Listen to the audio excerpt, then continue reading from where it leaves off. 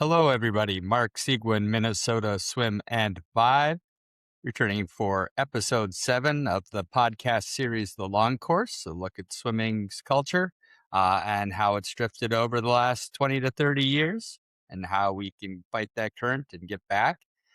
Today, we're going to talk about the fan zone. So, in the previous episodes, we talked about what Minnesota Swim and Vibe has built for scaffolding for the athletes' experience, which is my locker. We've talked about how Minnesota Swim and Vibe has built a scaffolding to support the coaches' experience in the sport, my teams. And today, we're going to talk about how we have built the scaffolding to support the parents' experience or the fan in general, their experience in the sport. So I'm kind of in a fortunate position where I have been a swimmer for many years growing up.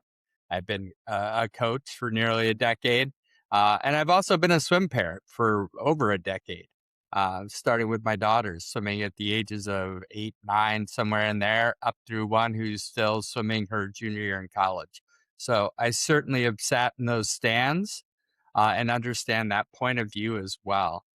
So let's talk a little bit about the problem, and as we've mentioned before, that we're trying to solve. What tools do you have as a swim fan or a swim parent while you're sitting there in those stands? And the answer is pretty easy. Not much. You have Meet Mobile, and we've already talked about how when the only thing that you have is access to results and comparative results, that's what you're going to gravitate towards. It's easy to become victim to thinking that's really what the sport's all about and what is the true measure of success. Even if you don't believe that, that's what you have and that's what you're going to gravitate to. So the scaffolding Minnesota Swim and Vibe has built is called the fan zone. And it's a way where you can get a better picture of all the things needed to be a swim parent and support your child that go beyond just their time. So what is it exactly? So the fan zone, just like the coaches area or the athletes area, is specific to you as an individual. You get to choose your own adventure, so to speak, in there. One option, you can be a super fan and you can follow as much stuff that you care about as you'd like. The other is you can kind of, I would call it pick a plant, pick a team that you'd like to follow. And this is specifically right now for high school, though you can follow college teams as well.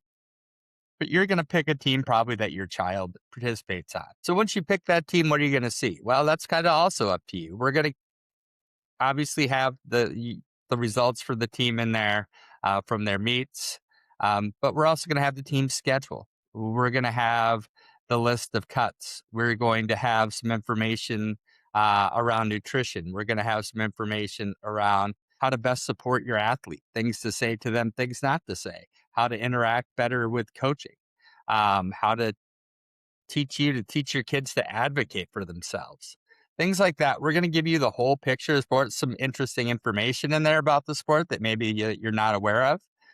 But it's really a place where we can give you your team that you like to follow, as well as more information broadly around that team and the sport that's specific to parenting and to fans. You do have the option to follow a specific athlete.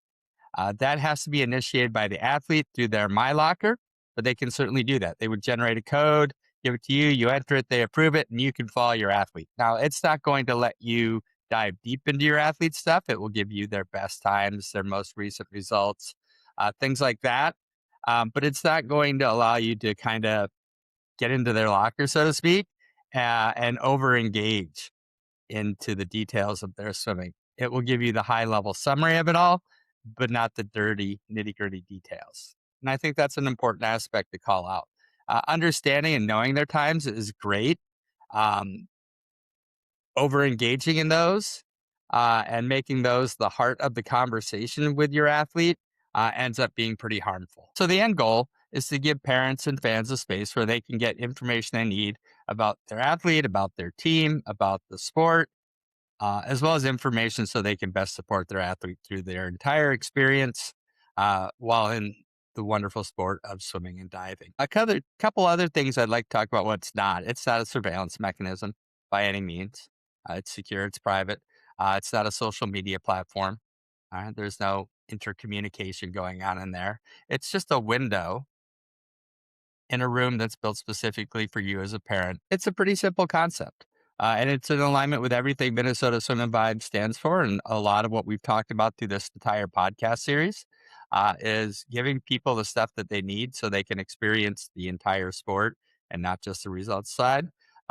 Hopefully, making the sport more enjoyable for everyone, eventually leading to more success, more participation, better retention in the sport, and like I said in the beginning, overall, just a better experience. So those are the three rooms that we have built at Minnesota Swim and Vibe.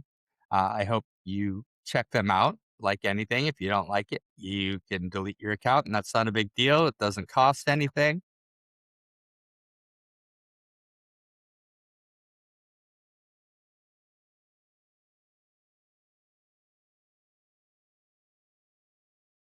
But I do hope that you check it out, right?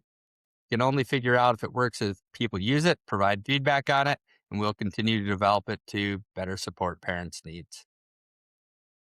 So that continues kind of the rooms that we built in the scaffolding for Minnesota Swim and Vibe and how we're trying to change the culture of swimming and diving in the state of Minnesota. As we get into episode 8, we're going to talk a bit about some of the obstacles to that and also tie it back to kind of the big picture of things. So, pretty short and sweet today, all about the fan zone, how parents and fans of the sport can get a little bit more, have a different set of technology in their hands to appreciate the sport and not just the results that we see at the pool. Thank you very much, Mark Seguin, Swim and Vibe, out.